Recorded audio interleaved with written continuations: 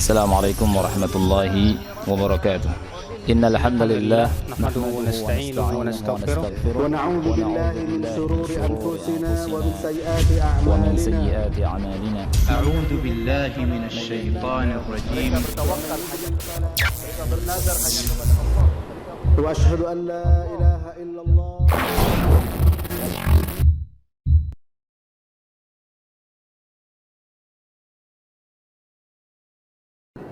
Assalamualaikum warahmatullahi wabarakatuh. Alhamdulillah hamdan katsiran thayyiban mubarakan fihi kama yuhibbu rabbuna wa yarda. Wassalatu wassalamu ala nabiyyina Muhammad wa ala alihi wa sahbihi wa man sara ala nahjihi bi ihsanin ila yaumiddin wa ba'd. Hadirin yang dirahmati oleh Allah Subhanahu wa taala, rekan-rekan sekalian, ikhwan dan akhwat, tidak ada kata yang pantas untuk kita ucapkan kecuali bersyukur kepada Allah Jalla wa Ala atas segala nikmat dan karunia yang Allah berikan dan Allah limpahkan kepada kita.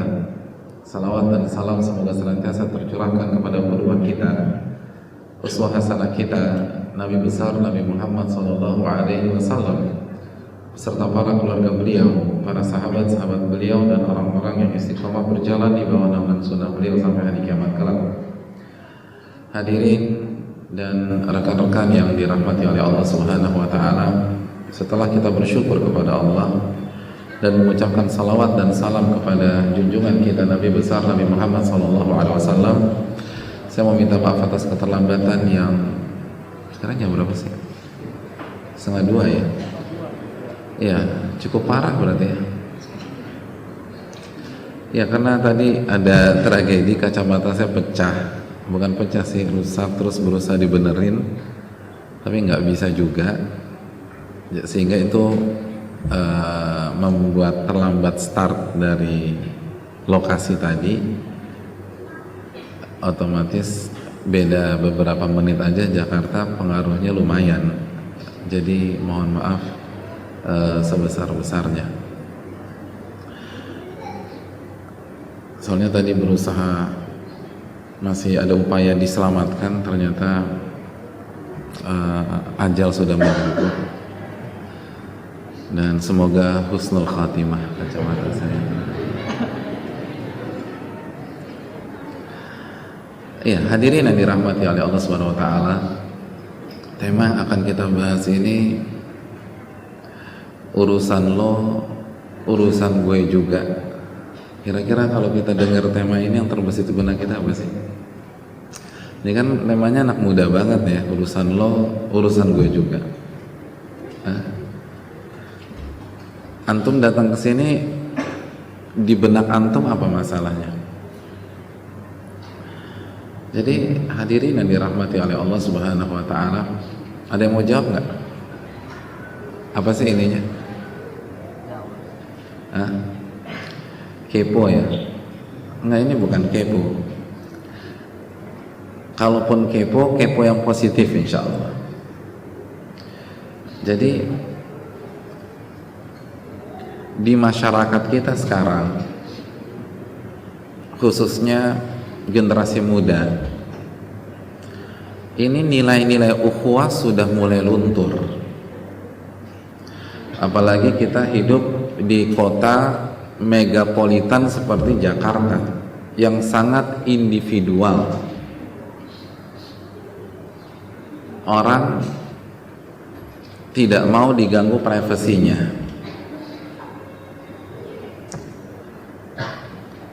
tidak mau dikritik, nggak mau dinasehati, tidak mau diarahkan. Banyak orang ketika kita berikan masukan, nasihat, apa arahan, apa alasannya? Ya gua lo nih gitu. Mendingan lo urusin urusan lo sendiri aja, nggak usah ngurusin urusan orang. Lo kepo banget sih, kan gitu ya biasanya anak mudanya. Nah, hadirin yang dirahmati oleh Allah Subhanahu wa taala, justru dalam beberapa sisi kita sebagai anak muda atau sebagai umat Islam harus berani mengatakan urusan lo, urusan gue juga. Kenapa demikian? Bukan karena kepo yang negatif, bukan karena usil ngurusin orang, enggak. Namun karena Nabi SAW bersabda, "Mathalul mu'minin fi tawaddihim wa tarahumihim wa ta'atufihim kamathalil jasadil wahid idza ishtaka minhu 'udwun tada'a lahu sa'irul jasadi bil humma was sahar." Ilustrasi tentang rasa cinta di antara umat Islam, sayang menyayangi di antara mereka, itu ibarat satu tubuh. Idza ishtaka minhu 'udwun, apabila salah satu anggota tubuh merasakan sakit, tada'a lahu sa'irul jasadi bil humma was sahar, maka anggota tubuh yang lain ikut merasakan sakitnya, ikut sibuk,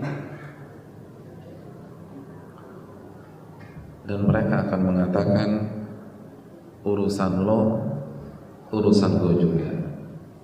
Ya enggak? Bukankah itu yang dikatakan oleh tangan ketika kepala terbentur? Antum kejedot di kepala, kira-kira tangan cuek apa enggak? Enggak. Tangan akan mengatakan urusan lo, urusan gue juga. Dia akan langsung megangin kepala, nyari kotak P3K, kaki langsung sibuk. Kalau berdarah langsung dibawa ke UGD oleh kaki. Apakah kaki bilang, kepala, lo urus urusan lo sendiri nih, gue lagi sibuk nih. Tadi pagi baru jogging, ini masih pegel. Mendingan lo kalau lo ke UGD, ajak yang lain ke, jangan ajak gua. Subhanallah, nggak bisa. Ketika kepala yang sakit itu semuanya sibuk dan semua akan mengatakan urusan lo, urusan gue juga. Nggak bisa. Kenapa? Karena kita satu tubuh, kita satu kesatuan. Maka kita akan mengatakan urusan lo, urusan gue juga. Lo sakit, gue juga sakit. Kan Nabi mengatakan kalau salah satu anggota tubuh merasakan sakit, tada'a lahu sa'irul jasadi, semuanya akan merasakan sakit. Jadi ini bukan kepo yang cuman kerjanya pengen tahu aja terus nyebarin gosip, enggak. Ketika tema ini diangkat, maksudnya apa? Lo sakit, gue sakit. Udah, kita cari solusinya bareng-bareng deh. Lo maksiat, gue juga galau. Gitu. Kan gue nggak mau lo diadab di api neraka. Lo nggak sholat, gue yang pusing nih. Gue nggak mau kehilangan lo pada hari kiamat. Gitu. Tada'a lahu sa'irul jasadi bil humma was sahar, semuanya bergeliat, semuanya sibuk. Padahal bukan mereka yang sakit. Siapa yang sakit? Kepala misalnya. Ya nggak ada yang sakit. Semua ribet, semua sibuk. Oleh karena itu hadirin yang dirahmati oleh Allah Subhanahu wa taala, ini adalah konsep ukhuwah Islamiyah di antara umat Islam. Hadirin yang dirahmati oleh Allah Jalla wa Ala. Dan yang akan kita kerucutkan pada kesempatan kali ini adalah dalam dunia nasihat menasehati. Ketika kita melihat saudara kita salah, teman kita salah, sahabat kita salah, pada saat rekan-rekan sekalian hijrah, lalu kita ngelihat teman-teman main kita ini nggak ada yang benar semua ternyata. ternyata pola hidup mereka, lifestyle mereka jauh dari Allah Subhanahu wa ta'ala. Apakah kita diam saja? Gunakan kaidah di atas, urusan lo, urusan gue juga. Maka kita nggak akan bisa tinggal diam. Kita harus memberikan nasihat, kita harus rangkul, kita harus ajak mereka, arahkan mereka kembali kepada Allah Jalla wa'ala. Itu maksudnya. Dan ini yang akan kita angkat secara bersama-sama. Kenapa demikian? Karena kan anak muda nggak bisa dilepaskan dengan pergaulan, nggak bisa. Anak muda itu nggak bisa dijauhkan dengan sebuah komunitas. Anak muda nggak bisa dipisahkan dengan dunia pertemanan, karena itu dunia mereka. Nah, bagaimana ketika kita melihat teman kita salah, teman kita jangkis, kira-kira kita diam aja nggak? Nggak bisa. Teman kita free sex, nggak boleh diam aja. Apalagi sahabat kita, kesalahan dia membuat kita pusing dan kita berusaha untuk menasehati. Inilah yang akan diangkat pada pertemuan kali ini. Ada beberapa poin yang akan kita bahas. Yang pertama,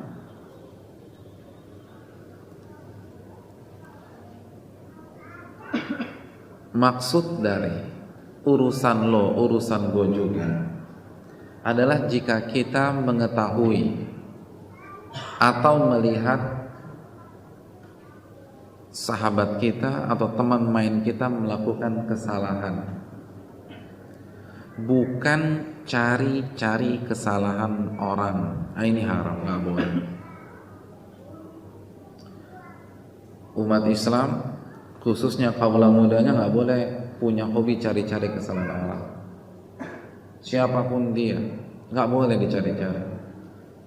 Tapi kalau kita lihat, kita pergoki tanpa kesengajaan, atau memang dia lakukan terang-terangan, itu peran kita sebagai seorang muslim. Adapun kalau dia sembunyikan, nggak boleh kita korek. Nabi kita SAW bersabda, ya ma'syara man amana bilisanihi wa lam yadkhulil imanu qalbah la tattabul muslimin wa la tatabbau auratihim. Wahai orang-orang yang baru bisa mengklaim keimanan dengan lisan mereka dan iman itu belum masuk ke dalam hati mereka, jangan suka menggunjing umat Islam dan jangan cari-cari kesalahan umat Islam. Nggak boleh kita cari-cari kesalahan teman kita, tuh nggak boleh. Nggak boleh kita kepoin dia, nggak boleh. Nah ini kan kepo yang negatif, nggak boleh. Kita korek-korek, kita bongkar skandalnya, kita investigasi, hukum asalnya nggak boleh. Kecuali ada pengecualian yang mungkin bukan saat ini kita bahas. Lalu Nabi memberikan ancaman yang sangat mengerikan. Wa man tatabba'a awratahum, dan barang siapa yang hobinya mencari-cari kesalahan orang, Allah akan cari kesalahannya dan Allah akan bongkar kesalahannya, walaupun pada saat itu ia kerjakan di tempat yang paling privacy.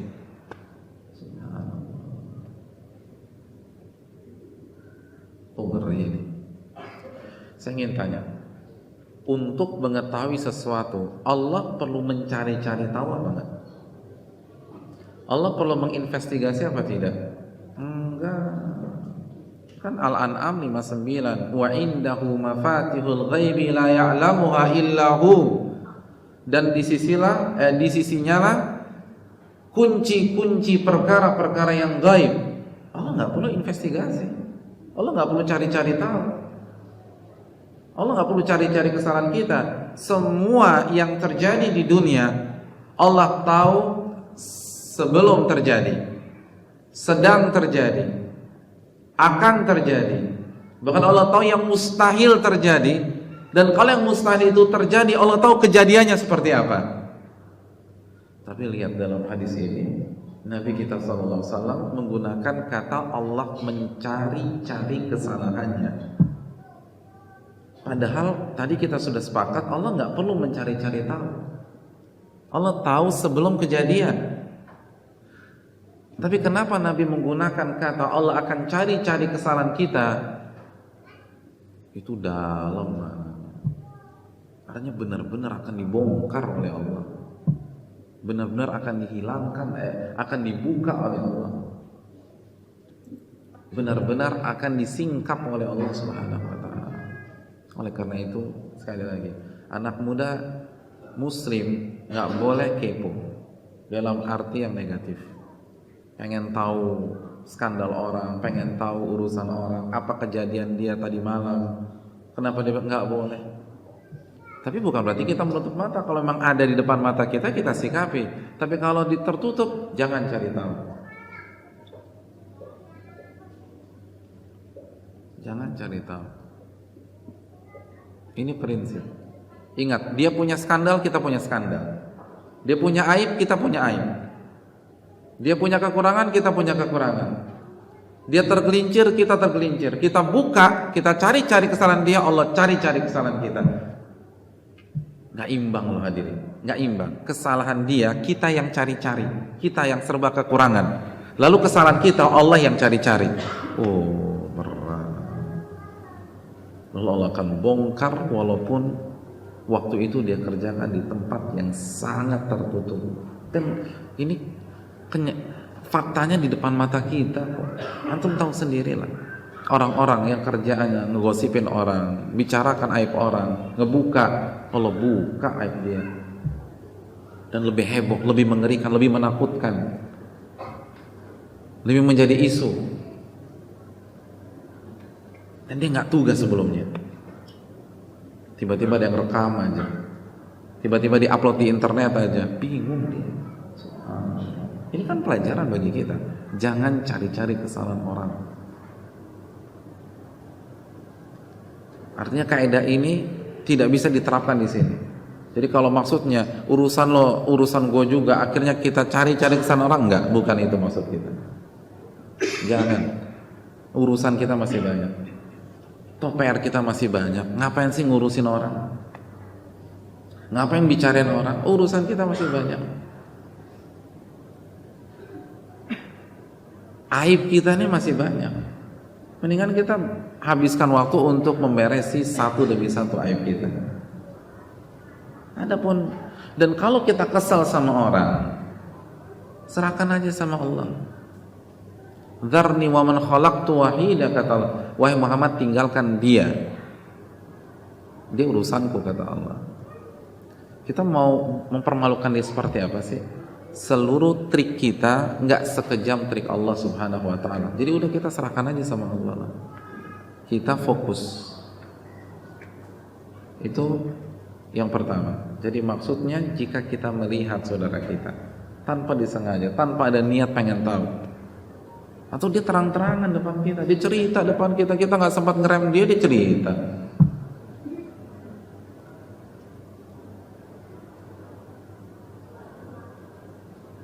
Hadirin yang dirahmati oleh Allah Subhanahu wa taala. Ini poin yang pertama.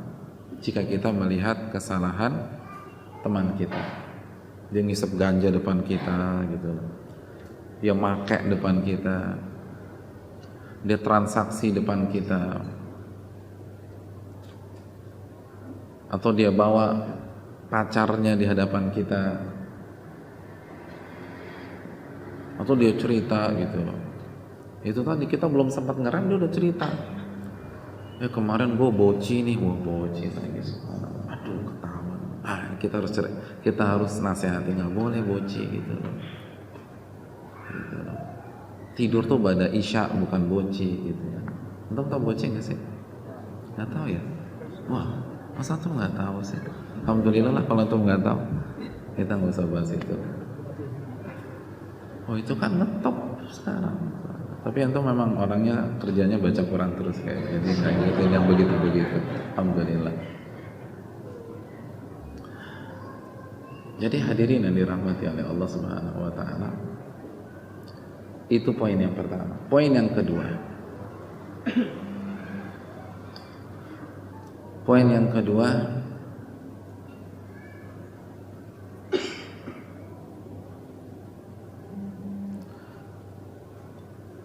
setelah kita tahu, maka yang harus kita lakukan yang kedua adalah sedih. Sedih. Kok sedih Ustaz? Iya. Kan hadis tadi, idza ishtaka minhu udhun tada'a lahu sa'irul jasadi bil humma was sahar. Ketika salah satu anggota tubuh sakit, semuanya merasakan sakit. Ketika teman kita maksiat, kita ikut sedih. Ya Allah, ini kalau teman saya nggak tobat, dia meninggal sebagai pemakai atau dia meninggal sebagai bandar, gimana masa depan dia di hari kiamat? Jadi ngelihat teman salah tuh bukannya senang gitu, rasain loh, puas gitu, karena pengen soleh sendiri, nggak bener itu. Ngelihat teman salah, kita sedih. Walaupun nanti di kuliah tuh, lo sok suci lo, sok tulus, biarin. Karena memang dunia kita beda. Kita diajarkan bahwa sesama muslim itu seperti satu tubuh. Hadirin, kita kan belum bisa seperti level Nabi ya. Kalau level Nabi itu udah seluruh umat Islam. Kita komunitas kita dulu deh gitu loh. Bagaimana kita bisa berempati dengan umat Islam yang tidak kita kenal, sedangkan kita tidak bisa berempati dengan teman-teman main kita. Gimana kita bisa sedih ketika melihat umat Islam di daerah lain bermaksiat, kalau kita tidak sedih ketika melihat teman-teman main kita, sahabat-sahabat kita bermaksiat?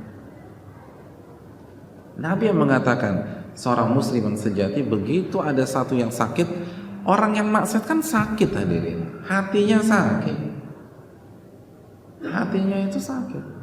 Kalla bal rana ala qulubihim ma kanu yaksibun. Perbuatan dosa mereka lah yang membuat hati mereka kotor, hati mereka itu ternoda, hati mereka sakit. Al-Mutaffifin ayat 14. Jadi yang kedua, kita sedih. Orang tua kita bermaksiat, sedih kita. Kakak adik kita maksiat gitu ya. Kita sudah alhamdulillah mengikuti sunnah Rasulullah SAW, kakak kita ikut aliran sesat, sedih gitu. Adik kita nyimpang, sedih. Nah kan kesalahan bukan hanya maksiat aja, bisa syubhat, bisa. Kalau kita tidak memiliki rasa sedih, berarti iman kita perlu dipertanyakan. Berarti kita bukan mukmin yang sejati. Hadirin, ketika kita mendapatkan hidayah lalu bermaksiat, kita sedih enggak? Sedih kita. Kata Nabi, la yu'minu ahadukum hatta yuhibba li akhihi ma yuhibbu li nafsihi. Tidak beriman salah seorang dari kalian sampai dia menginginkan untuk saudaranya apa yang ia inginkan untuk diri sendiri. Hadis Bukhari. Jadi yang kedua sedih. Yang ketiga,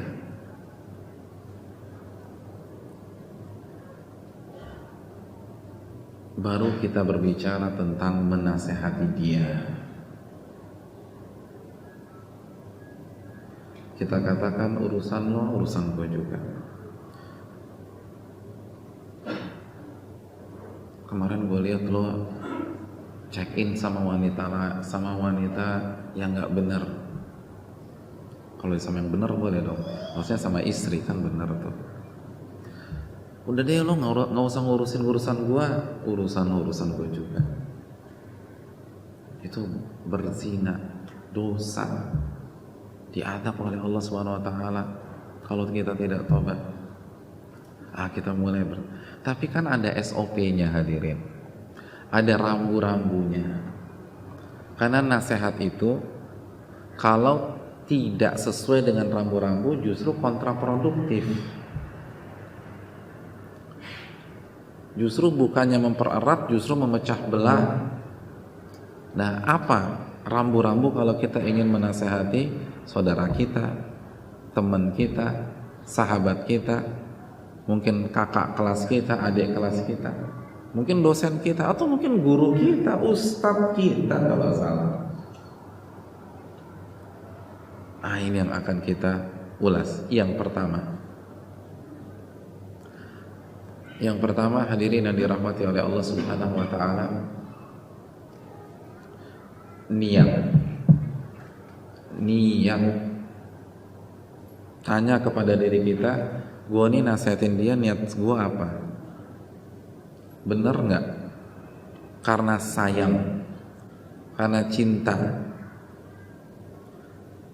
atau karena ingin menunjukkan kita lebih pintar dari dia, kita lebih bersih dari dia, kita lebih suci dari dia, atau pengen ngetes dalil, sampaikan ayat sekian, hadis sekian, biar orang terpesona dengan hafalan kita. Hadirin, kata para ulama,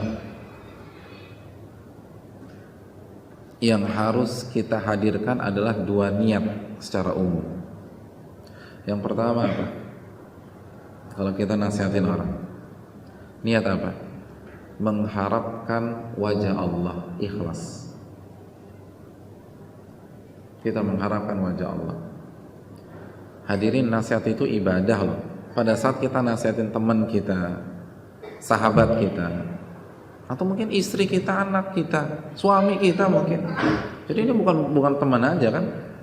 Ini rekan-rekan di sini sudah pada nikah atau benar-benar masih single semua? Udah pada nikah kan? Jadi kan ini macam-macam. Ya kadang-kadang kan istri nasihatin suami, udah deh lo nggak usah ngurusin urusan laki lo urusin urusan lo aja gitu kan. Orang Jakarta kan suka ngomong gitu, ego laki-laki kan gitu. Benar nggak ibu-ibu di atas? Benar bu? Oh, gadis-gadis semua di atas. Belum tahu rumah tangga apa-apa. Jadi hadirin yang dirahmati oleh Allah Subhanahu wa taala, niat kita karena Allah. Kadang-kadang kan karena kemarin dinasihatin kesel, oh kita harus buat satu sama nih, kita buka juga aibnya. Enggak. Bukan balas dendam niat kita. Niat kita karena Allah. Ingat, wah, alarm apa tuh?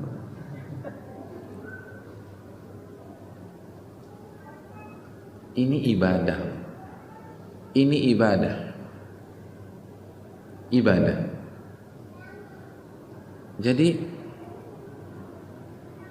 fokus kita itu karena Allah. Dan benar-benar punya niat ibadah itu akan berdampak domino terhadap perkara-perkara yang lain. Contoh, kalau antum benar-benar yakin masukan antum, nasihat antum itu ibadah, dia nolak, antum nggak akan tersinggung. Wong saya ibadah kok. Anda terima nggak terima itu urusan Anda dengan Allah. Ketika niat kita ikhlas hanya ingin beribadah kepada Allah, dia bantah balik, kita nggak marah. Kadang-kadang kan apalagi ini teman bareng ya, teman main banget lah, teman kecil, sahabatan udah 15 tahun gitu. Atau ada yang sahabatan udah 32 tahun gitu. Padahal usianya baru 31. Jadi dari orang tuanya 1 tahun sebelum lahir udah sahabatan nih gitu. Masya Allah. Itu kan dua-duanya udah pada pegang kartu masing-masing tuh gitu. Nah ketika kita nasihat dengan tulus, dibuka kartu kita. Lo nggak usah sok suci deh. Waktu SMA ingat nggak lo teler di situ? Yang bawa pulang ke rumah siapa? Gua kan. Sekarang nasihat tentang agama lagi. Udah ngaji dulu yang benar. Kan begitu. Jadi itu kan emosi kita. Nih orang gimana sih? Kita kasih nasihat yang baik malah nyerang balik. Akhirnya biasanya kita kalau udah gitu gimana tuh? Nggak fokus. Akhirnya berantem. Lupa nasihat awal tuh lupa. Nah orang yang ikhlas tenang aja tuh. Saya kesini bukan mau berdebat, saya sayang sama Anda. Karena Allah. Saya ini ibadah loh. Ini bukan pertempuran, ini ibadah.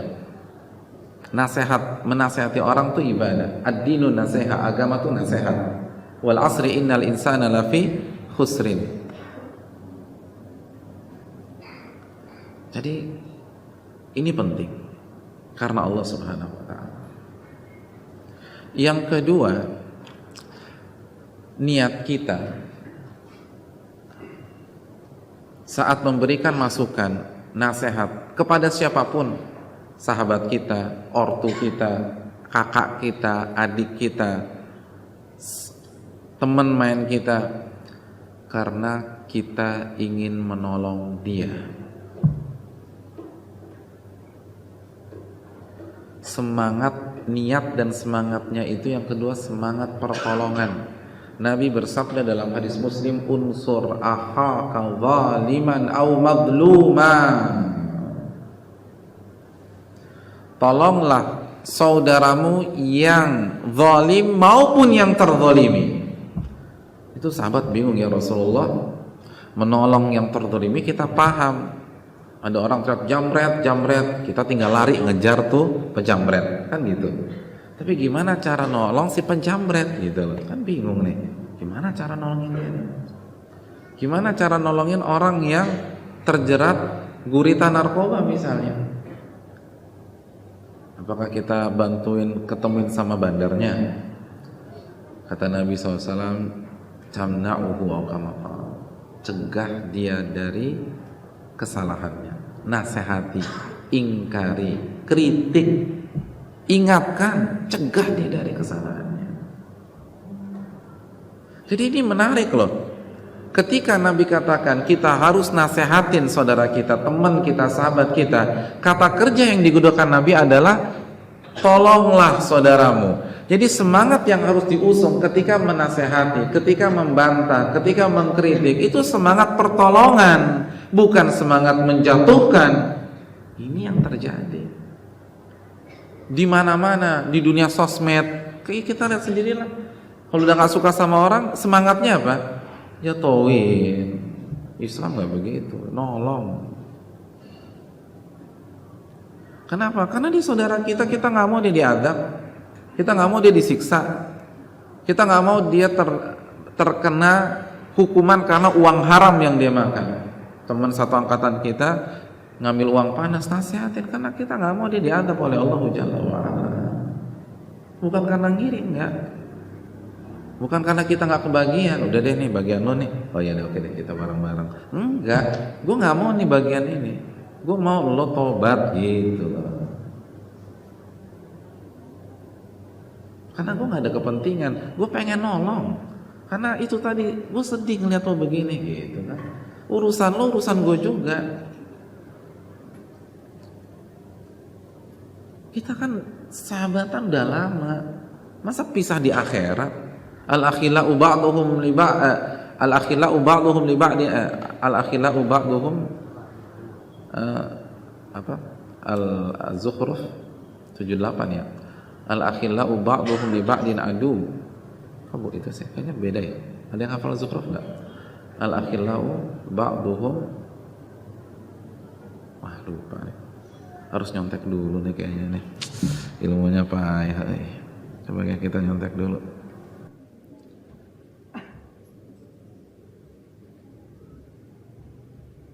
Ada yang hafal nggak? Ya, al-akhila'u yawma idzin ba'duhum li ba'din adu illal muttaqin. Ya betul. Al-Zukhruf ayat 67. Iya. Ya kan ada yang kurang tadi. Al-akhila'u yawma idzin ba'duhum li ba'din adu illal muttaqin. Para sahabat, para kekasih pada hari kiamat nanti itu akan menjadi musuh satu dengan yang lain. Kecuali orang-orang yang bertakwa. Musuh, ayah dan anak musuh, anak dan orang tua musuh, sesama saudara musuh, sesama sahabat musuh, sesama ngumpul bareng, temen nongkrong musuh. Kita nggak mau, makanya kita nasihatin. Ingat, semangatnya semangat pertolongan, bukan semangat menjatuhkan. Ya sama, kita ketika mengkritik misalnya ada kelompok yang keliru, itu semangatnya harus semangat pertolongan. Semangat pertolongan, bukan semangat menjelek-jelekan orang, enggak.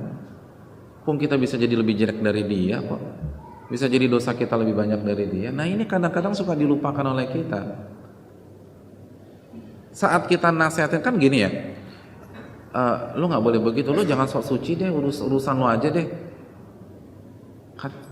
Kalau niat kita gini kan kita bisa jawab, betul, gue nggak pernah merasa sok suci, bahkan gue pikir lo lebih suci dari gue, tapi yang lo perbuat tuh salah gitu kan. Walaupun bisa jadi dosa gue lebih banyak daripada dosa lo, gitu. Tapi kalau niatnya udah memenangkan diri kan berantem. Kok jadi nyerang gue sih lo? Kan gue lagi nasihatin lo. Nah gitu nggak ketemu. Tapi kalau misalnya niat kita menolong dia, ikhlas, enak, dia nyerang kita balik, terima kasih atas masukannya, gitu loh. Ya, gue tahu itu masa lalu gue, kan, gitu. Tapi kan kita berusaha jadi orang baik. Nah, gue juga nggak mau loh ikut kayak masa lalu gue, kan gitu hadirin. Jadi ini masalahnya niat nih. Semua kritik mengkritik di dunia sekarang jadi kesannya ribet nih gara-gara niat. Niat yang mengkritik atau niat yang menerima kritik, salah satunya berantakan. Akhirnya tersinggungan, marah-marahan, bahasanya kasar. Simpel aja, kalau niat kita beribadah kepada Allah, lalu untuk menolong dia, untuk apa kita gunakan bahasa kasar? Nggak ada gunanya. Untuk apa kita gunakan bahasa yang menyerang? Untuk apa kita gunakan bahasa yang kotor? Untuk apa kita gunakan bahasa yang menyudutkan? Nggak ada gunanya. Tapi kan beda. Jadi kadang-kadang ini kita pembohong gitu loh. Bukan di sini, di sana, tenang aja. Jadi saya ingin nasihati Anda. Kenapa Anda begini? Bukankah itu haram terus caci maki bla bla bla? Itu bukan nasihat. Hadirin, antum tahu nasihat itu artinya apa sih? Nasihat itu arti katanya maknanya dua.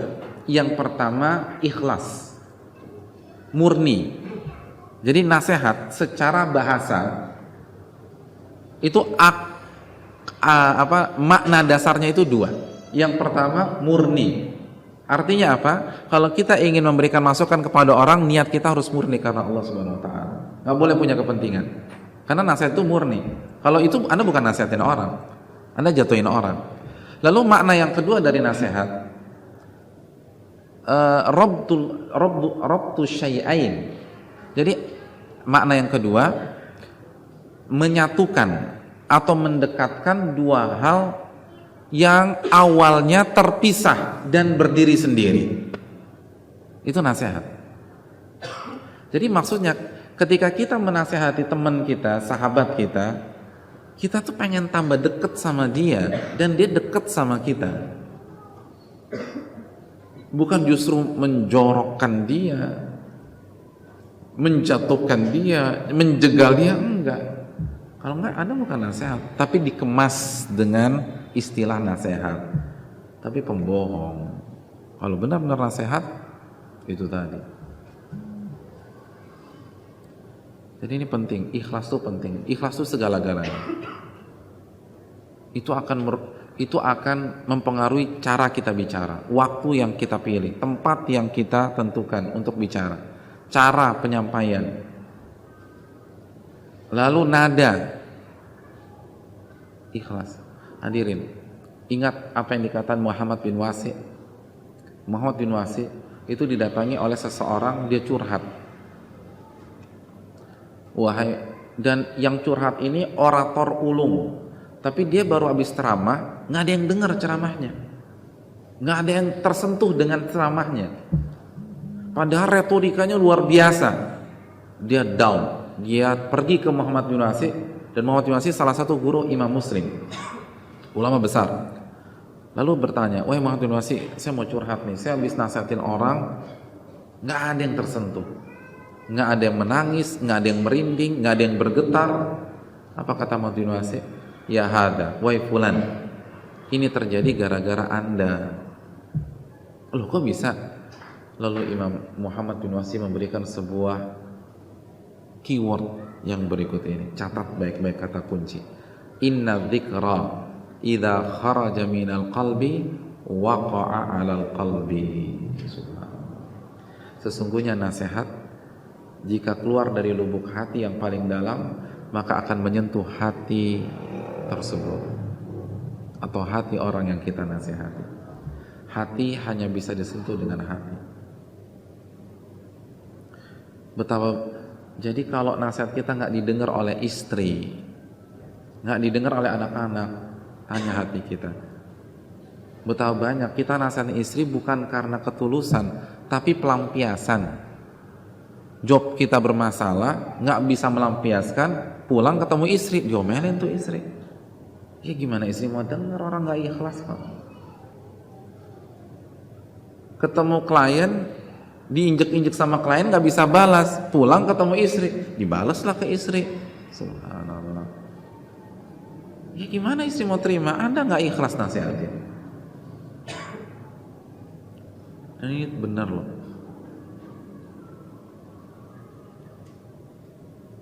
Di dunia dakwah saja banyak ustadz-ustadz atau kiai-kiai itu ilmunya biasa-biasa saja, retorikanya biasa-biasa saja, tapi kalau dia bicara itu orang tersentuh. Padahal kalau kita perhatikan kayak biasa-biasa aja, nggak main intonasi dan seterusnya. Keikhlasan ada. Inna dzikra idza kharaja minal qalbi waqa'a 'alal qalbi. Sesungguhnya nasihat itu jika keluar dari lubuk hati yang paling dalam akan masuk ke dalam lubuk hati yang paling dalam. Inilah kunci menasihati sahabat, menasihati orang tua, menasihati anak, menasihati istri, menasihati suami. Ikhlas itu penting. Ikhlas yang membuat kekuatan begitu dahsyat berada di balik kata-kata kita. Sebagian orang kan hanya bermain kata, enggak ikhlas. Umar bin Dzar pernah bertanya kepada bapaknya, wahai bapakku, saya melihat kalau engkau yang kasih nasihat itu orang tersentuh, tapi kalau orang lain memberikan nasihat padahal materinya sama, nggak tersentuh sama sekali. Apa kata bapaknya Umar bin Dzar? Kata bapaknya, Dzar, innan naihata thaqla laysat atau laysat an-naihah, laysatin naihatu thaqla kan naihatil mustajarah. Paham? Wanita yang menangis karena sedih ditinggal mati oleh suaminya itu berbeda dengan wanita yang menangis karena dibayar atau disewa. Beda loh. Saya ingin tanya, apabila ada artis lagi syuting, episodenya nangis dari awal sampai akhir, kira-kira kru itu pada nangis nggak? Enggak. Quantum tahu? Oh ya, nggak apa-apa. Kira-kira aja kan gitu ya. Nah, biar nggak terlalu serius lah. Nggak nangis, krunya biasa aja. Padahal nih artis nangis dari awal sampai akhir. Tapi kalau antum temenin istri antum melayat ke rumah temannya ini kehilangan suami tadi malam, suaminya serangan jantung meninggal, paginya kita ngelayat, begitu kita datang istri kita langsung dipeluk sama temannya, itu nangis jadi-jadinya. Saya ingin tanya, istri antum nangis nggak? Nangis nggak? Tanya ibu-ibu di atas, ibu-ibu akhwat-akhwat nangis nggak? Nangis, padahal bukan artis sinetron loh dia, tapi bisa nangis. Kenapa demikian? Karena kenapa tuh nangis? Antum jangan cemburu ya, jangan dimarahin. Kamu tuh ada hubungan apa sih sama dianya? Kok kamu ikut nangis? Wah kan begitu tuh. Enggak, itu terbawa suasana. Terbawa suasana. Padahal mungkin istri kita nggak kenal sama sekali sama suami temennya. Tapi karena terbawa suasana temannya yang nangis penuh dengan keikhlasan, itu nangisnya ikhlas loh. Nah itulah, kalau kita mau memiliki nasihat yang begitu menyentuh, bukan retorika yang kita pikirkan pertama kali, ikhlas. Makanya saya ingin ingatkan, salah satu nasihat yang paling berbekas di dalam hati kita, nasihat siapa? Ibu kita, ayah kita, padahal mereka bukan komunikator ulum. Padahal mungkin sekali lagi pendidikan mereka nggak tinggi, tapi begitu mereka bicara Itu menghujam hadirin. Kenapa demikian? Karena nggak ada kepentingan. Karena mereka bicara nggak ada tendensi. Mereka pengen kita lebih baik daripada mereka. Makanya dalam banget. Itu yang perlu kita camkan. Ikhlas dan niat yang benar. Yang kedua hadirin yang dirahmati oleh Allah Subhanahu wa taala. Yang kedua itu lemah lembut.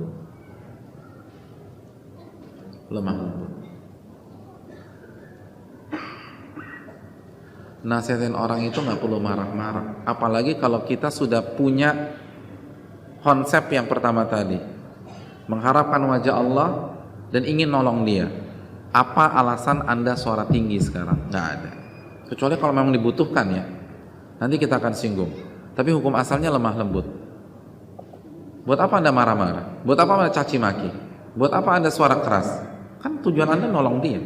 Masa ibadah caci maki? Lemah lembut.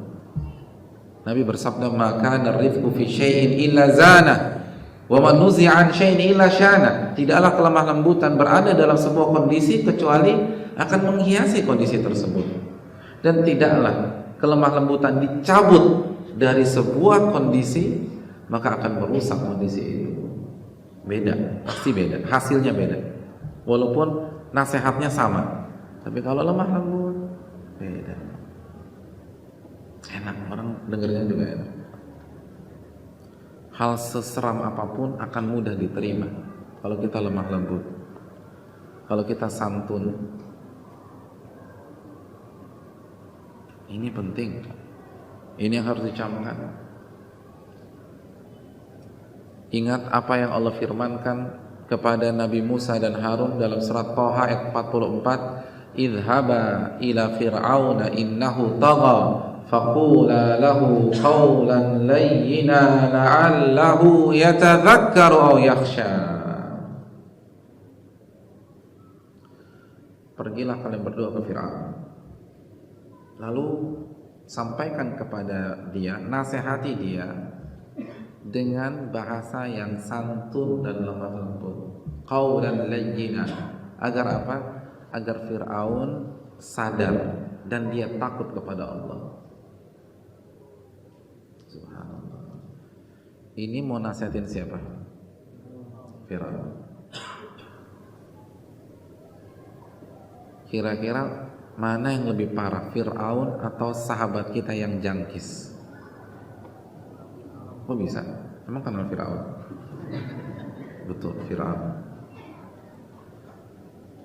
Saya ingin tanya sama ibu-ibu yang di atas, mana yang lebih parah, Fir'aun atau suami yang selingkuh sekali 3?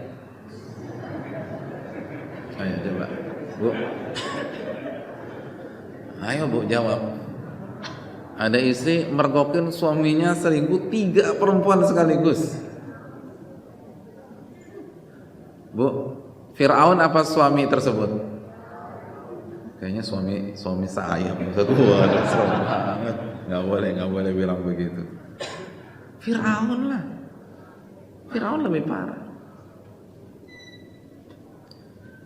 Bapak-bapak, mana yang lebih parah, Fir'aun apa istri yang kufur nikmat, yang nggak pernah ngakuin kebaikan-kebaikan kita mulai dari detik pertama kita menikah dengan dia? Nikah 29 tahun nggak pernah mengakui kebaikan kita.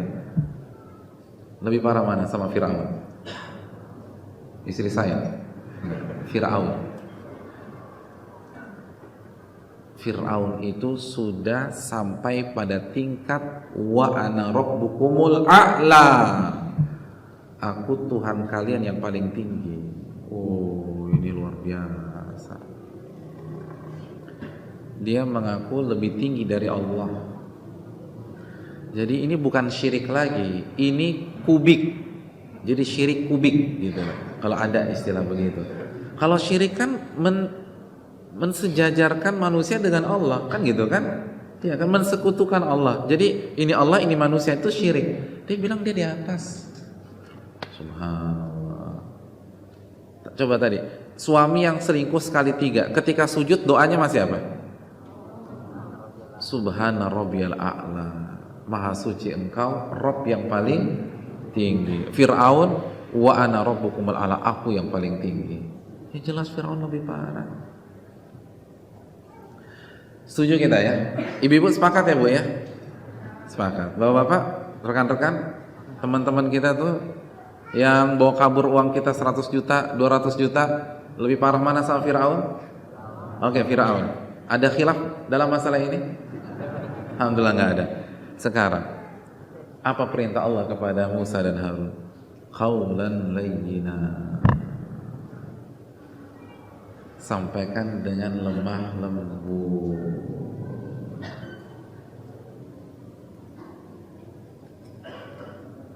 Subhanallah. Kalau Fir'aun saja lemah lembut, apalagi yang lain.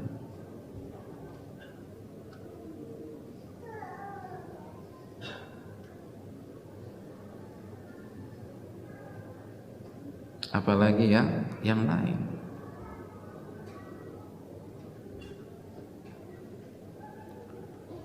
Makanya Harun ar-Rasyid,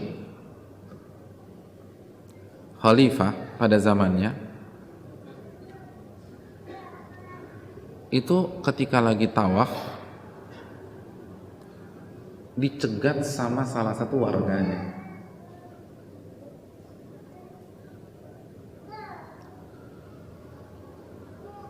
Dinasehatin, bahasanya keras, bahasanya tajam, bahasanya buruk. Apa kata Harun ar-Rasyid? Tenang dulu mas, sabar. Kenapa anda nggak menyampaikan dengan lemah lembut? Anggap saja yang diucapkan anda itu benar, saya itu salah semua. Tapi kan saya nggak separah Fir'aun. Anggaplah anda orang baik, tapi kan anda nggak sebaik Musa dan Harun. Kalau Musa dan Harun dalam surat Thaha ayat 44 diperintahkan oleh Allah untuk mendakwahi, menasihati Fir'aun dengan lemah lembut, kenapa nggak lembut sama saya? Oke, saya salah, tapi kan saya nggak separah Fir'aun. Fir'aun aja lemah lembut, kenapa anda nggak lemah lembut? Anda orang baik lah, anda kan nggak sebaik Musa dan Harun. Kenapa nggak lemah lembut? Gitu loh. Ya simpelnya deh, kita ulangan matematik nih. Kita dapat 3 gitu loh. Kita dapat 3. Datangin teman kita, lo dapat berapa? Gue dapat 3 nih. Makanya gue udah bilangin belajar yang rajin, jangan suka main PS terus. Baca tuh, sholat tahajud, bla bla bla bla bla bla. Emangnya lo dapat berapa? 3,2. Kan ya Allah. Kalau ada yang berhak mengatakan demikian, harusnya kan yang dapat 10 gitu loh. Itu aja nggak pantas gitu. Harusnya kan diemongin. Ini 3,2 sama 3. Sesama dapat 3 jangan saling mendahului lah kan gitu. Nah begitu juga. Oke, saya salah. Anda orang baik kan, Anda nggak sebaik Musa. Kita sama pendosa lah. Iya kan? Benar nggak nih? Ini dalam loh ucapan Harun ar-Rasyid ini. Makanya sekali lagi kita kembali ke ibu-ibu. Oleh karena itu apabila ada istri yang mergokin suami selingkuh 3 wanita, nasihatinya gimana Bu?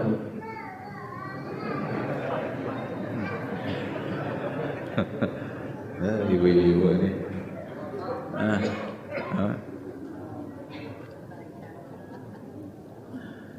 Ya saya mah lemah lembut Pak Ustadz. Kenapa kamu mas? Tapi gelas lempar, piring lempar gitu ya.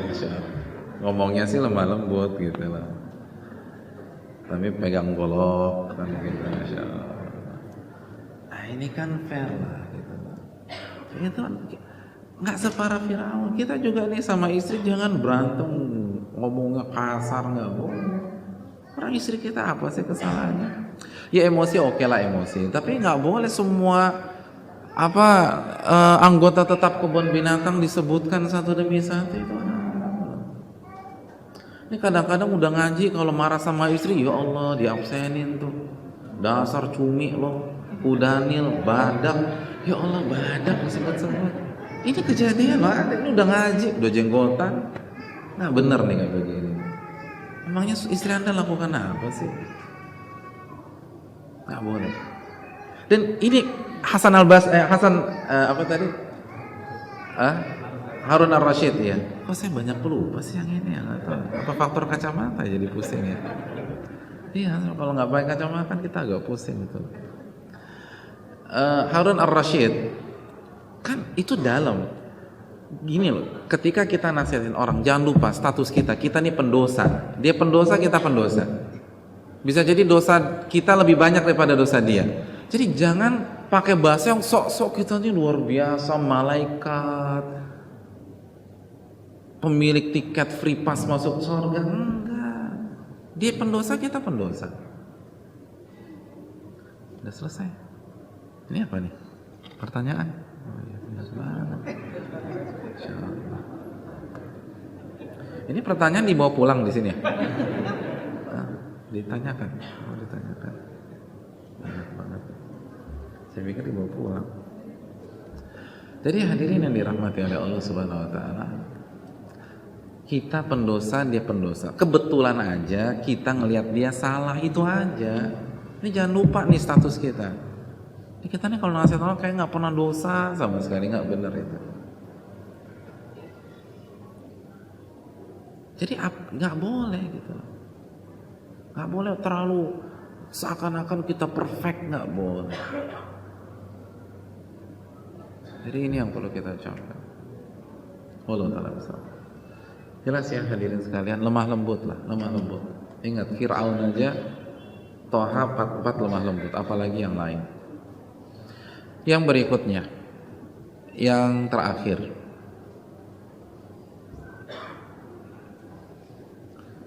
yang terakhir tuh simpel tapi cuman panjang. Hikmah. Dalam memberikan nasihat kita harus hikmah. Apa maksud hikmah? Hikmah itu sederhana, wad'u syai' fi mahallih, menempatkan sesuatu pada tempatnya, itu hikmah. Maksudnya apa? Maksudnya waktu menasehati harus tepat. Ingat, waktu menasehati harus tepat.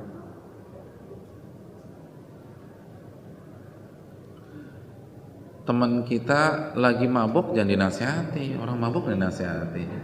Aku mau bicara sama lo, ada apa? Ya Allah, nggak bisa. Dia lagi mabuk, dia udah suruh tidur dulu aja. Nanti udah fresh baru kasih nasihat. Waktunya. Suami pulang malam jam 2 pagi baru pulang, dan ini hari yang ke-17 dia pulang malam berturut-turut. Jangan langsung dinasehati begitu beliau masuk. Nih ibu perlu didengar nih. Suruh tidur dulu, sudah fresh, besok baru bicara. Ya dong. Oke dia salah, tapi nasihat jam 2 malam tuh ngajak ribut gitu loh. Jam 2 malam udah sungut, "Pah, duduk Pah. Mama mau bicara." Besok aja enggak, duduk. Innalhamdulillah, nahmaduhu wa nasta'inuhu. Dia khotbah di sana. Enggak bisa. Tidur. Besok kayak besok. Enggak hikmah itu. Jadi waktu harus tepat. Dan waktu itu kita sebagai penasihat yang harus lebih ngalah. Jadi parameternya lebih ke yang dikasih nasihat. Karena kalau dia waktunya nggak tepat, dia nggak akan terima. Yang kedua, tempat, gitu loh, tempat. Jangan nasihatin pasangan depan umum. Pak, di rumah aja nasihatin istri, biarin Ustaz, biar seluruh dunia tahu. Ya Allah, seluruh dunia tahu aja. Susah nih. Nah benar, seluruh dunia tahu. Tempatnya nggak cocok. Tempatnya nggak tepat. Ini yang perlu kita camkan. Jangan nasihatin via telepon, nggak cocok gitu loh, ketemu gitu loh. Karena kan telepon kita nggak bisa lihat ekspresi, apalagi nasihatin via BBM atau WA. Ini penyakit kita nih sekarang. Kayaknya mau hemat aja kerjaannya, nggak mau rugi dikit. WA nggak bisa loh, bikin rame. Kenapa? Karena kalau antum kasih nasihat via WA atau atau BBM, yang pertama dia nggak bisa lihat ekspresi antum. Padahal antum pas lagi ngirim tuh lagi cengar-cengir, tapi kan dia nggak tahu antum cengar-cengir. Yang ada di benak dia antum cemberut gitu kan, repot. Terus nggak ada intonasi. Jadi ini bisa miss gitu. Dan juga nggak bisa panjang-panjang. Kalau surat mungkin lah ya, sebagian para ulama kan murasalah, tapi kan panjang, bahasanya santun banget. Kita pendek, singkat. Nggak bisa, orang bisa salah paham. Ketemu langsung sambil senyum, kan orang udah beda tuh sambil senyum. Gitu ya. Tempat nih. Terus juga suasana gitu loh.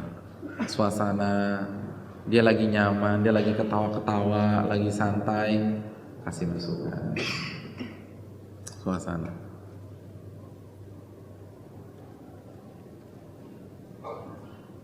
Terus selain suasana apa lagi? Waktu, tempat, suasana, pemilihan kata atau artikulasi juga harus pas. Kita harus tahu kita bicara sama siapa gitu loh.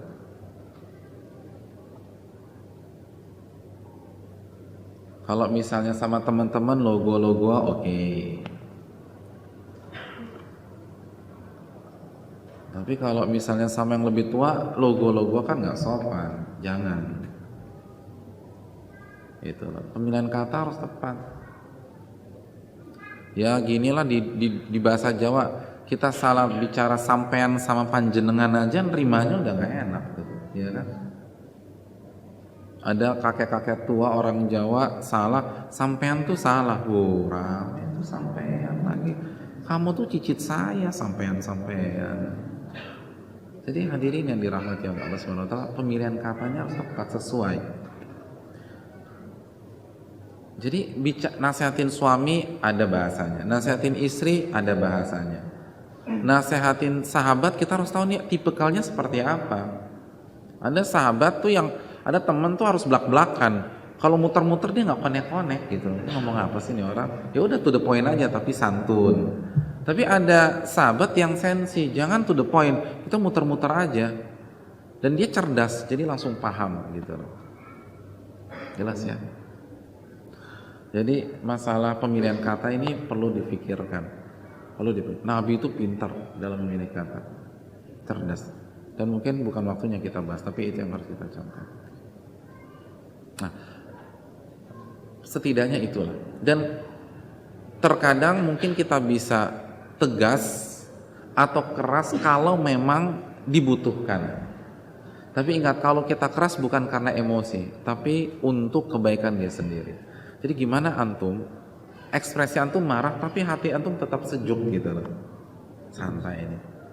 Karena saya bukan marah emosi, tapi memang sahabat saya harus diginiin, kalau nggak sadar-sadar. Nah itu terkadang bisa. Sebagaimana Nabi SAW memboikot Ka'ab bin Malik, tapi beliau sayang sama Ka'ab bin Malik. Tapi saat Ka'ab bin Malik didiamkan 50 hari sama Nabi, tapi sayang untuk kebaikan Ka'ab. Usama bin Zaid ketika membunuh orang yang sudah mengucapkan la ilaha illallah, kan Nabi marah, tapi sayang marahnya gitu. Mu'adz mimpin sholat isya kepanjangan, sholat isya baca Al-Baqarah. Bayangkan antum kalau mampir ke masjid niatnya biar langsung pulang istirahat, baca Al-Baqarah tuh imam. Kata Nabi, affattanun anta ya Mu'adz. Mu'adz, ente udah jadi tukang fitnah sekarang. Keras tuh, tapi santai, sayang, biar Mu'adz tuh sadar. Jadi ini yang perlu kita camkan. Ya. Yang terakhir hadirin sekalian, rambu-rambu kalau kita mendapatkan nasihat. Ini penting. Rambu-rambu kalau kita mendapatkan nasihat. Yang pertama, kalau kita mendapatkan nasihat, dan ingat, saya tekankan, sebagai seorang muslim kita harus memberi nasihat dan dinasehati. Wal asri innal insana lafi khusrin illal ladzina amanu wa amilus shalihat wa tawasaw bil haqq wa tawasaw bis sabr. Demi waktu manusia berada di dalam kerugian kecuali siapa? Orang-orang beriman, orang-orang yang beramal saleh. Cukup sampai di sini enggak? Tapi tawasaw, saling memberikan nasihat. Artinya kita di sebuah waktu memberikan nasihat, di waktu lain mendengarkan nasihat. Kita dalam hidup harus berperan ganda, penasehat dan penerima nasihat. Kalau enggak kita rugi. Itu syaratnya. Harus kasih nasihat dan harus menerima nasihat. Jadi ini kebutuhan. Kita harus dapat nasihat dalam hidup kita. Maka kita nggak boleh fobi, kita nggak boleh marah. Makanya ada rambu-rambunya. Yang pertama, ketika kita dinasehati, apa sikap kita? Bersyukur kepada Allah. Bersyukur. Jadi ketika teman kita bilang, urusan lo, urusan gue juga. Alhamdulillah punya teman kayak begini. Benar nih, iya urusan lo, urusan gue. Alhamdulillah. Token listrik belum dibayar nih, kan gitu ya. Kan gitu. Kontrakan juga masih ngutang. Nanti judulnya salah nih kita ya, Masya Allah. Nah, kan bersyukur gitu kan ya. Urusan lo, urusan gue. Alhamdulillah. Jadi enak, senang. Punya sahabat begitu tuh senang. Bukan justru marah. Alhamdulillah. Kalau dikasih nasihat senang kita. Alhamdulillah ada yang masih peduli sama saya. Hadirin, kita nggak mungkin maju kalau nggak pernah dikritik seumur hidup. Antum kalau nggak pernah dikritik sama guru matematika, antum pintar matematika nggak? Nggak pintar. Orang dikritik aja nggak pintar-pintar, apalagi nggak dikritik. Maksudnya saya itu, bukan antum pintar-pintar. Iya kan, artinya dalam hidup kita butuh dikritik. Nggak mungkin lah jago tanpa dikritik, nggak mungkin. Jadi bersyukur. Makanya dulu para ulama salaf terdahulu mengatakan rahimallahu mra'an ahda ilayya uyubi. Semoga Allah merahmati orang yang menghadiahkan aku aib-aibku. Wow, senang banget. Jadi ulama tuh kalau dikritik itu senang banget. Ulama kalau dikritik senang, kalau dikasih nasihat senang, kalau disalahkan tuh senang. Kenapa? Karena niat mereka mencari kebenaran, bukan pembenaran. Nah ini kadang-kadang kita ini kebanyakan cari pembenaran, jadi emosional kalau dikritik, kalau dikasih nasihat. Makanya kita bilang, udah jangan urus-urusan gua deh tuh kan.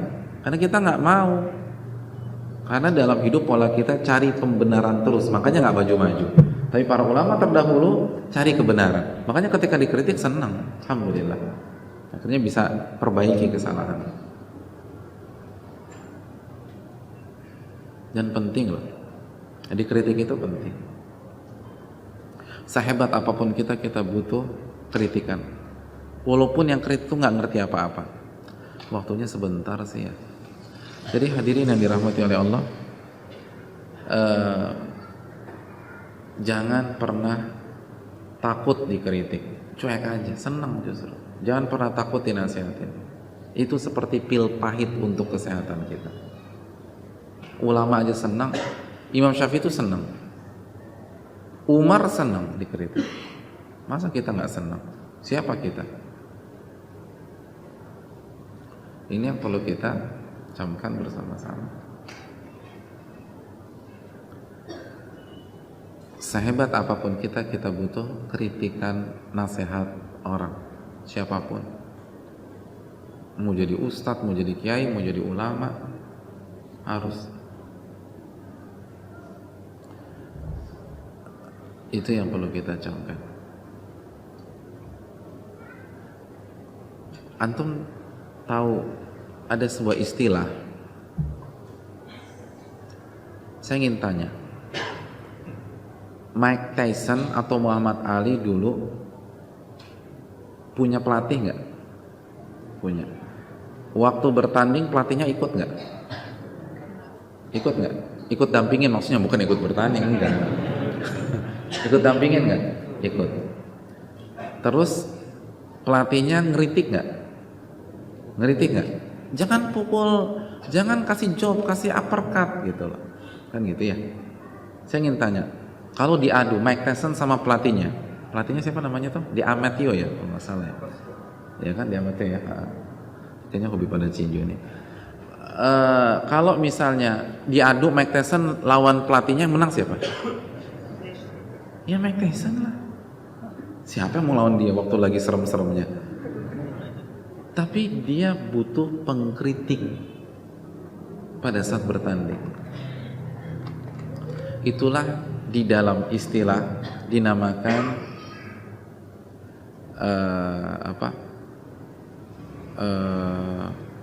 apa namanya? The blind spot. The blind spot. Artinya kita tidak bisa melihat seluruh hal yang ada di hadapan kita, sehebat apapun kita, sepintar apapun kita. Jadi ada hal-hal yang nggak kelihatan padahal depan kita, seolah-olah kita buta, blind, kan buta. Kenapa? Karena kita manusia yang punya hawa nafsu. Kalau kita udah cenderung hawa nafsu, itu semua buta tuh gitu loh. Karena kita manusia yang punya rasa capek dan letih. Ketika kita capek dan letih, suka keceplosan, kan begitu. Ya saya berapa kali, karena misalnya kecapean, harusnya ayat 186 saya bilang 185, saya bilang 186 misalnya. Ada yang lurusin, alhamdulillah. Itu manusia. Gak bisa, sehebat apapun ada istilah the blind spot. Itulah kenapa seluruh atlet papan atas butuh pelatih yang kalau diadu nggak sepintar mereka. Begitu juga seorang ustadz, mungkin jamaahnya kalau dia adu hafalan Quran ya nggak ada tandingannya lah, ustadznya 30 juz, jamaahnya juz 30, kan jomplang ya.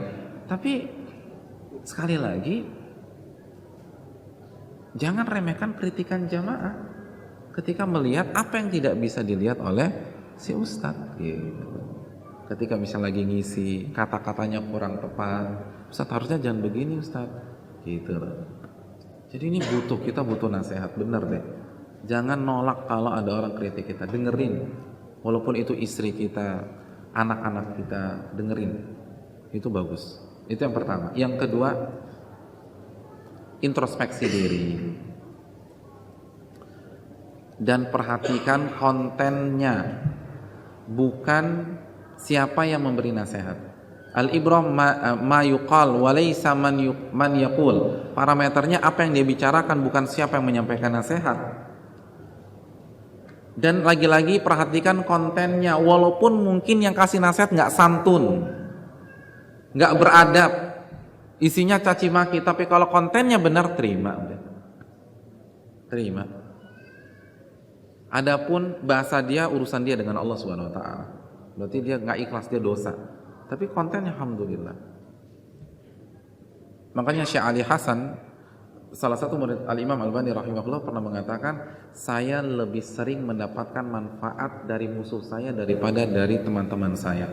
Kenapa? Musuh saya walaupun bahasanya kasar atau nggak sopan, tetapi dia menjelaskan kekurangan saya dan belak-belakan. Oh ya benar juga nih.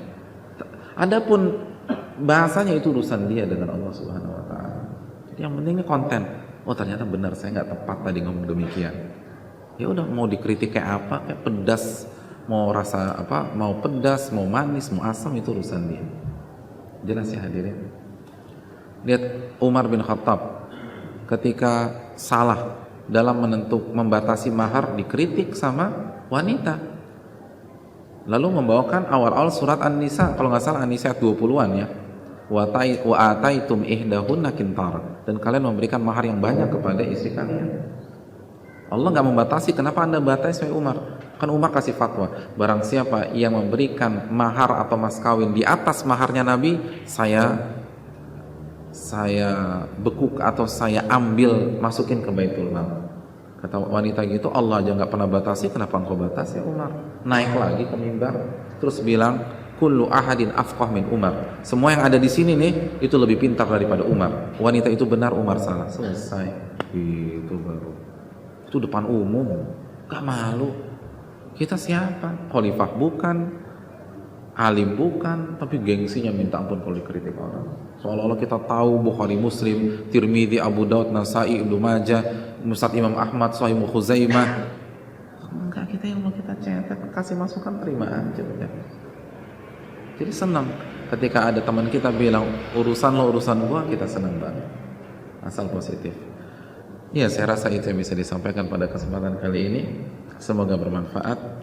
Ini pertanyaan banyak banget nih, Masya Allah,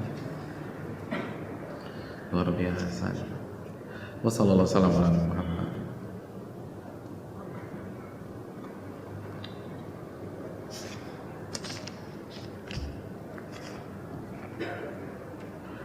Assalamualaikum. Waalaikumsalam. Ustadz, ada pertanyaan saudara Ana. Beliau telah mempunyai suami, namun suaminya genit, tidak berubah. Bagaimana cara menasehatinya?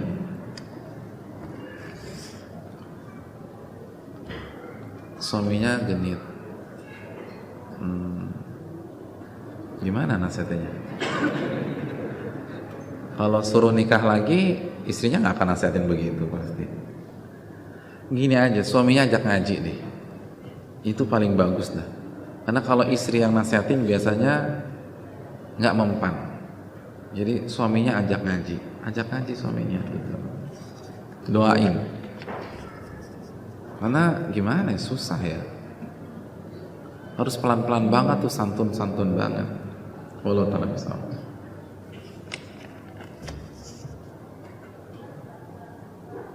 Assalamualaikum Ustaz. Waalaikumsalam. Bagaimana supaya dalam memberi nasihat kepada istri kita bisa ikhlas, lembut, dan hikmah?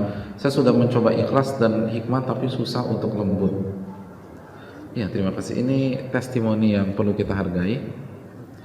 Jawabannya, ingat jasa-jasa istri kita. Ingat kebaikan-kebaikannya. Ingat wajah cantiknya gitu. Jadi kan, wah cantik, jadi tenang lagi. Antum kalau ketemu wanita cantik jadi keras nggak? Antum kalau ketemu wanita cantik gimana? Tuh udah mulai senyum-senyum kan gitu ya. Nah, istri kita kan cantik gitu loh. Jadi nggak ingat tuh, jadi tenang lagi, alhamdulillah. Terus berdoa kepada Allah, doa itu penting, minta dilemah lembutkan. Dan hadirin, ini penting loh. Allah berfirman apa? Dalam surat Ali Imran 159 ya. Fabima rahmatin minallah lintalahum. Karena rahmat Allah engkau lembut kepada mereka. Jadi Allah katakan, karena rahmat Allah engkau lembut wahai Muhammad kepada mereka. Ini menunjukkan bahwa kita lembut itu karena rahmat Allah. Dan sebaliknya, kalau kita tidak lembut berarti rahmat Allah nggak banyak sama kita. Ini dalam. Jadi orang yang lembut itu menunjukkan dia dirahmati oleh Allah. Jadi salah satu indikator tanda-tanda orang itu dirahmati oleh Allah, rahmat Allah berikan kepada dia, orang itu lembut. Karena ini ayatnya. Dan kalau orang itu kasar, berarti rahmat Allah hanya sedikit diberikan kepada dia. Masa kita mau yang sedikit, kita pengen yang banyak dong. Ini latihan lah.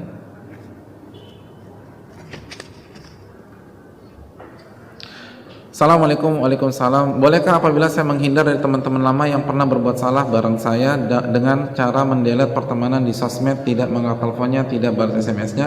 Karena ada hadis Nabi yang berbunyi, apabila kita meninggalkan sesuatu karena Allah, pasti Allah akan menggantikan dengan yang lebih baik. Syukran jazakumullah khairan. Hadis itu harus dikumpulkan secara komprehensif, secara keseluruhan. Nggak bisa kita ambil satu hadis, buang hadis yang lain. Nabi Allah berfirman, innamal mu'minuna ikhwah, sesungguhnya sesama umat Islam saling bersaudara. Dan yang kedua, la yahillu li rajulin an yahjura akhahu fawqa thalath, enggak boleh seseorang itu memboikot, mendiamkan, menghapus pertemanan dengan saudaranya sama muslim lebih dari 3 hari. Enggak boleh. Jadi saran saya, teman itu nggak boleh mutusin hubungan sama muslim, kan nggak boleh, kecuali kalau dia non muslim. Sama muslim nggak boleh. Cuman kita jaga jarak itu loh, jaga jarak. Kita jaga jarak. Tapi jangan diputuskan. Nah, tinggal kita cari momen ketika kita bisa nasihatin dong. Kita kan punya kewajiban kasih nasihatin. Ini kan urusan lo, urusan gue juga. Assalamualaikum warahmatullahi wabarakatuh. Bagaimana cara membentengi hati agar tidak terbawa lagi oleh lifestyle dan pergaulan yang tidak bermanfaat dari teman-teman, lalu bagaimana cara menolak yang halus atas ajakan teman-teman? Terima kasih, jazakallahu khairan. Sekali lagi, yang pertama, teman-teman yang nggak bagus itu jaga jarak sambil pelan-pelan kita tarik. Dan yang kedua, antum harus punya komunitas. Antum harus punya komunitas. Komunitas itu penting. dan cari yang seangkatan, di samping kita bergaul dengan yang lebih tua, dengan yang lebih muda. Seangkatan tuh penting. Jadi sekali lagi, jangan nongkrong sama yang bermaksiat, nongkrong sama yang baik. Makanya nongkrongnya nanti positif. Terus juga kadarnya tepat gitu. Cari komunitas. Misalnya seperti yang dilakukan oleh teman-teman kita, ada Agus dan teman-teman dari Islam Dairis, jazakumullah khairan. Ini kan membangun komunitas juga. Terus kajian anak muda gitu ya, yang rutin itu didatangin. Jadi kita bangun komunitas gitu. Penting, bangun komunitas ini penting. Apalagi anak muda nggak bisa dipisahkan dengan komunitas. Anak muda nggak bisa dipisahkan dengan pertemanan. Jadi kita harus bangun komunitas sehingga kita bisa share gitu loh. Ternyata banyak yang lebih hebat dari kita ya, yang lebih berat perjuangannya dari kita, karena semangat lagi. Penting lah. Antum penting datangi kajian-kajian seperti ini gitu loh, dan kajian komunitas anak muda yang benar-benar berusaha istiqomah, karena susah banget memisahkan anak muda dengan komunitas. Dan kita ini labil, anak muda, jangankan yang anak muda, yang udah tua aja suka labil, apalagi kita yang belum matang, kecerdasan emosionalnya belum sampai ke tingkat puncak, pengalaman belum banyak, karena kan puncak-puncaknya nanti usia 40 tahun. Oleh karena itu kita butuh komunitas, belajar dari senior-senior kita, gaya-gaya muda tetapi kontennya itu tidak menyelisih syariat gitu loh.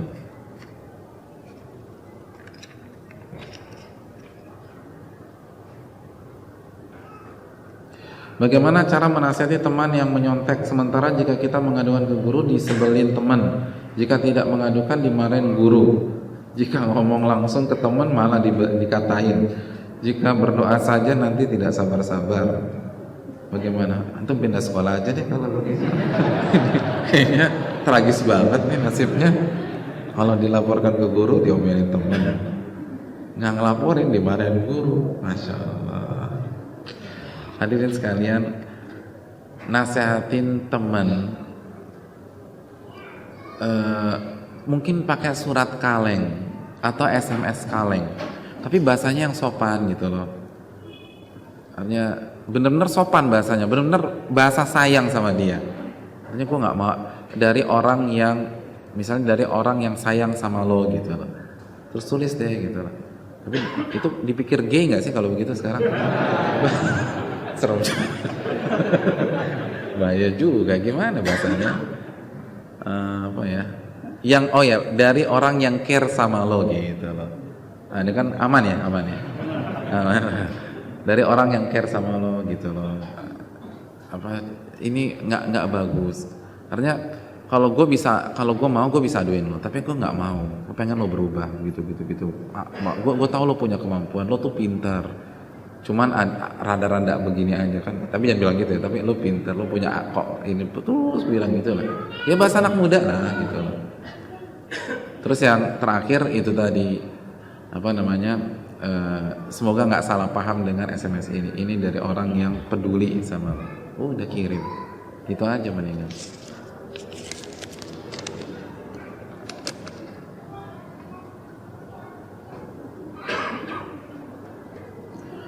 Assalamualaikum. Waalaikumsalam. Ustadz, bagaimana hukumnya jika akhwat yang sudah bercadar memajang fotonya di sosmed, dan bagaimana cara menasihatinya?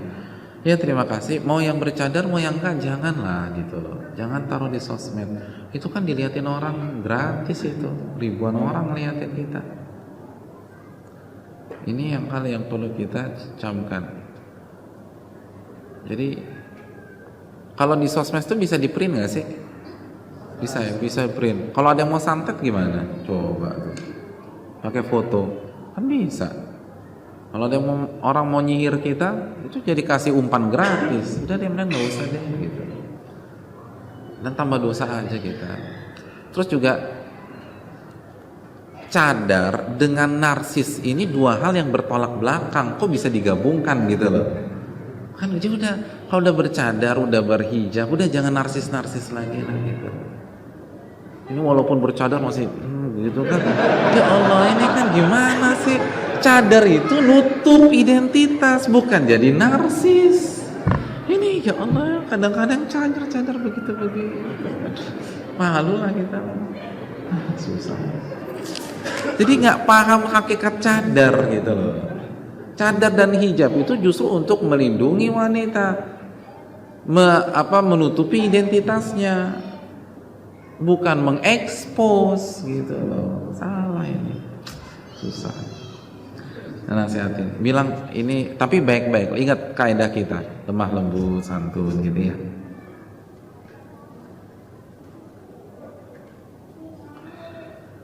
Bila kita berdakwah lewat sosmed atau medsos dengan niat untuk menasihati saudara muslim tetapi dianggap riya oleh orang tersebut, apa yang harus kita lakukan? Apakah harus berhenti menggunakan medsos untuk niat berdakwah karena takut riya? Terima kasih.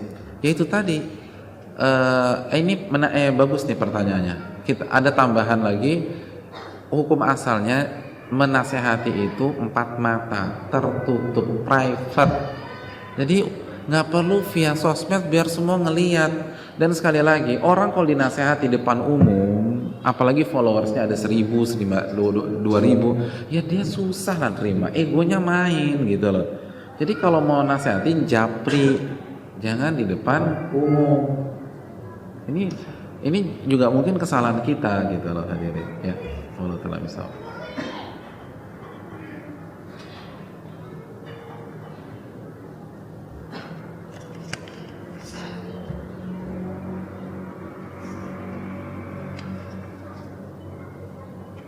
Bagaimana cara berkomunikasi dengan teman non-muslim yang tidak mengerti dengan ibadah yang kita lakukan, tentang tipsnya?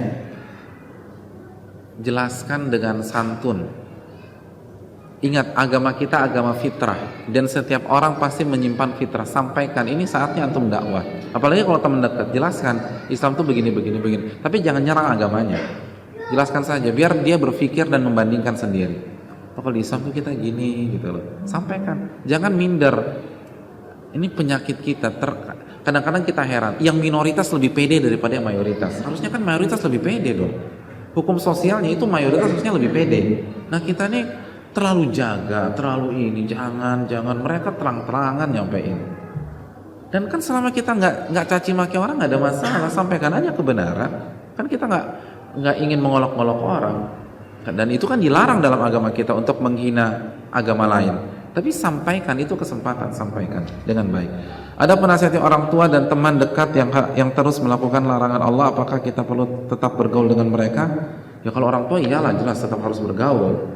Kalau sama teman dekat, sekali lagi nasihati, jaga jarak, tapi tetap kasih masukan. Apalagi udah dekat lah, jangan ditinggalkan. Nggak boleh kita putuskan hubungan sesama muslim. Assalamualaikum warahmatullahi wabarakatuh. Saya masih bisa bersabar dalam menasihati bila yang diserang adalah pribadi saya. Namun saya mudah emosi bila yang diserang adalah sunnah Rasul Sallallahu Alaihi Wasallam. Misalnya jenggot termasuk riya karena memamerkan penampilan alim. Baju gamis bukan sunnah tapi kearap-arapan. Mohon nasihatnya, jazakumullah khairan. Iya, terima kasih jazakumullah khair atas pertanyaannya. Hadirin yang dirahmati oleh Allah Subhanahu wa taala, ini adalah hal yang biasa. Nggak perlu terlalu dibawa emosi. Bukankah ini juga dialami oleh Nabi di kota Mekah dan Nabi tidak emosi? Dan bukankah ini dialami sahabat di kota Mekah dan para sahabat tidak emosi? Dan Allah sudah menjelaskan dalam surat Ali Imran ayat 186, Allah mengatakan wala tasma'unna minal ladzina utul kitaba min qablikum wa minal ladzina asyraku adzan katsira, dan pasti kalian akan mendengar ucapan-ucapan yang buruk dari ahlul kitab dan orang-orang musyrik yang sebelum kalian, artinya ahlul kitab sebelum kalian dan orang musyrik, kalian akan melihat kata-kata yang nggak pantas, kata-kata yang menyerang. Apa saran Allah kepada kita dalam surat Ali Imran 186 ini? Wa in tasbiru wa tattaqu. Kalau kalian bisa bersabar, jangan emosi. wa tattaqu, dan tetap bertakwa, fa inna dzalika min azmil umur, maka itu yang terbaik, kata Nabi SAW. Sabar, tetap bertakwa. Kita on the track. Itu bedanya kita dengan mereka. Mereka menghalalkan segala cara, mereka menghalalkan setiap kata, kita tidak menghalalkan setiap kata. Kita punya level, kita punya style, kita punya kualitas yang tinggi, kita punya kelas, nggak main di kelas bawah. Kelas kita kesantunan. Jadi jangan emosi. Kalau kita emosi, apa bedanya kita dengan mereka? Dan itu provokasi. Kalau kita emosi berarti mereka menang 1-0. Mereka menang 1-0. Jadi ini yang perlu kita camkan bersama-sama. Kita tidak menghalalkan segala cara, dan biarkan ketika orang itu menghalalkan segala cara. Masih ada waktu?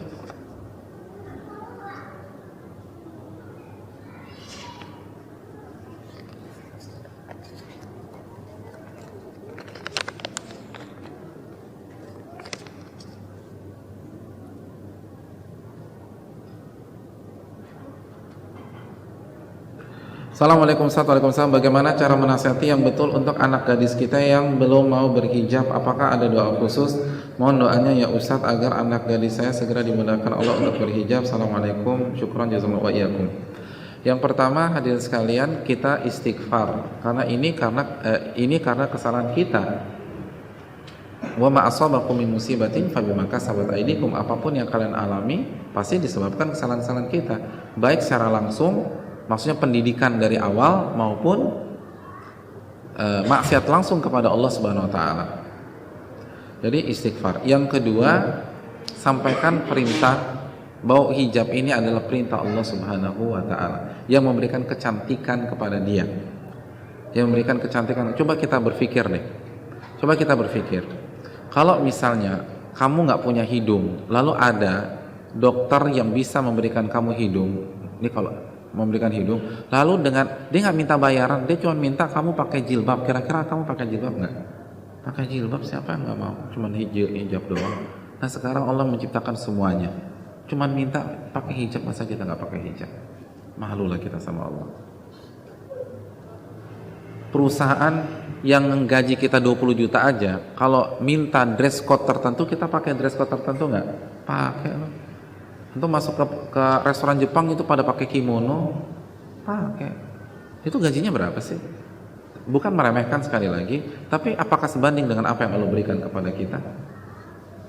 Terus yang berikutnya, kasih tahu kepada anak-anak perempuan kita, setiap laki-laki yang melihat auratnya dia berdosa pada hari kiamat.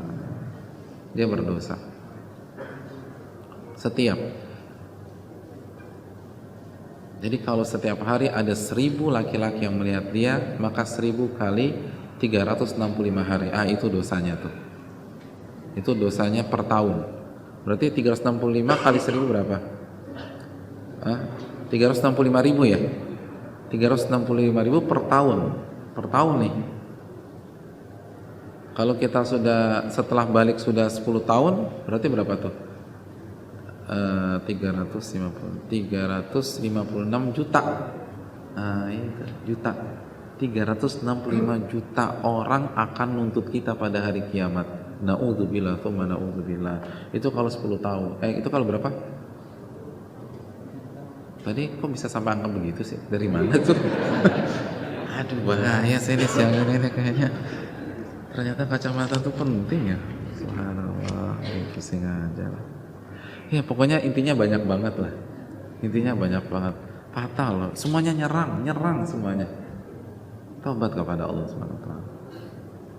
Jadi kan orang berpikir, kalau saya nggak berhijab, saya cuma punya urusan sama Allah. Enggak. Setiap laki-laki yang ngelihat itu akan nyerang kita pada hari kiamat. Setiap. Kecuali kita taubat-taubatan nasuha. Masih ada waktu lagi nih? Masih ada?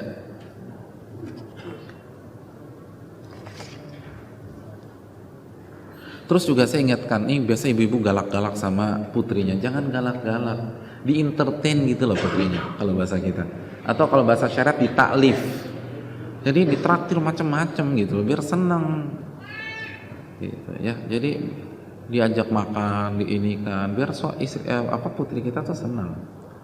Jangan galak-galak suruh pakai hijab.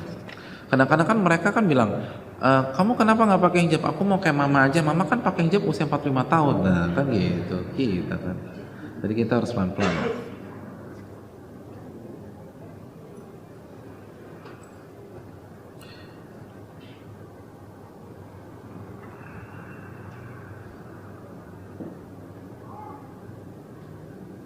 Assalamualaikum warahmatullahi wabarakatuh. Waalaikumsalam warahmatullahi wabarakatuh. Kalau kita sudah berusaha untuk sehalus dan seikhlas mungkin dalam menasihati, tapi orang yang dinasihati tetap merasa diserang dan dipojokkan, apakah itu tetap menjadi tanggung jawab kita atau kita serahkan semua kepada Allah, karena Allah yang maha tahu niat dan keikhlasan kita. Jazakallahu khairan. Iya, jadi ini orang merasa terus diserang atau dipojokkan. Gimana sikap kita? Tenang aja. Yang penting kita sudah berusaha santun, lembut, ikhlas. Nasihatnya mungkin juga di tengah food court, jadi nggak di pojok. Jadi nggak ada alasan lain dia merasa dipojokkan gitu loh. Jadi terus baik, nggak langsung nyerang. Kalau dia masih sensi, itu urusan dia dengan Allah, bukan urusan kita. Jelas ya hadirin. Sudah habis ini waktu.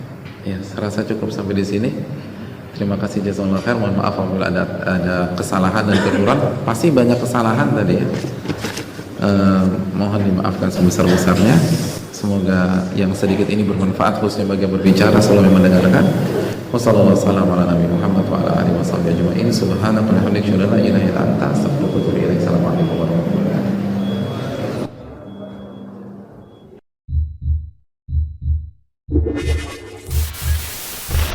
Assalamualaikum warahmatullahi wabarakatuh. Innal hamdalillah nahmaduhu wa nasta'inuhu wa nastaghfiruh wa na'udzu billahi min shururi anfusina wa min sayyiati a'malina. أعوذ بالله من الشيطان الرجيم.